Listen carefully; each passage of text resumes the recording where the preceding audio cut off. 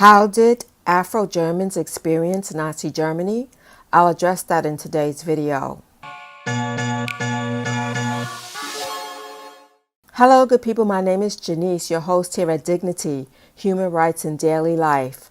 Thank you for stopping by. If you're new here, welcome. After watching this video, I invite you to check out this playlist and please consider subscribing.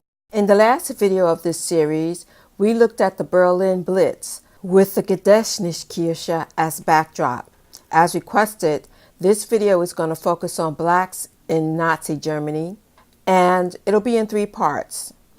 2 will be based on Hans-Jürgen Massaquoi's book, Destined to Witness, and I'll provide in this video a background for context, and then we'll move on to how he experienced Nazi Germany as a child.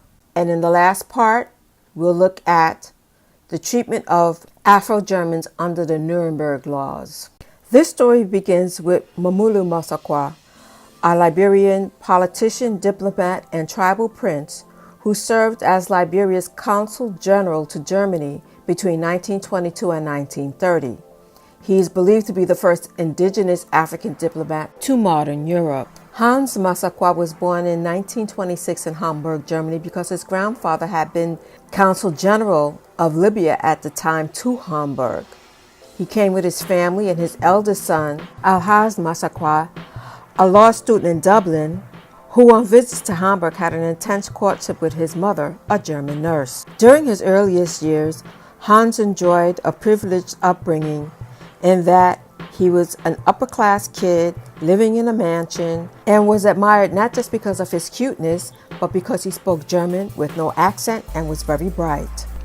Shortly before Hitler's rise to power, his grandfather and father returned to Liberia, leaving his mother and him to fend for themselves in an increasingly hostile, racist environment. It was in the working-class neighborhood of Barmbek where Hans experienced how the other half lived. The author recalls, "Unlike Jews, blacks were so few in numbers that they were relegated to low priority status in the Nazis' lineup for extermination. Also, the unexpectedly rapid advance of the Allied military juggernaut kept the Nazis preoccupied with their own survival and in many cases crushed the Gestapo executioners before they could put their finishing touches on their racial cleansing. Thus, I fell through the cracks of modern history's most extensive, most systematic mass murder scheme, with the fortunate result that I am still around and am able to write this account of my life. As a youngster growing up among ordinary German working people, I witnessed the rise of one of the most oppressive governments ever devised by man, and 12 agonizingly slow years later, its well-earned cataclysmic demise. Although he was spared extermination, Hans-Jürgen was indoctrinated into Nazi beliefs just like every other kid in school.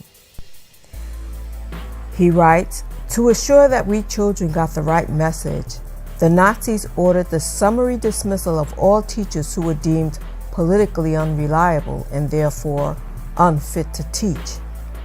We had all been thoroughly indoctrinated in the Führer's heroic rise to power and his superhuman efforts to free Germany from the enslavement endured since its defeat in World War I and to restore its old glory and preeminence. We took pride in an emerging, all-powerful father figure who was courageous and not intimidated by Germany's adversaries. Whenever the Führer addressed the German people, which happened with increasing frequency, all instruction came to a mandated halt. Barely 7, I, of all people, became an unabashed proponent of the Nazis simply because they put on the best shows with the best-looking uniforms, best-sounding marching bands, and best-drilled marching columns, all which appealed to my budding sense of masculinity.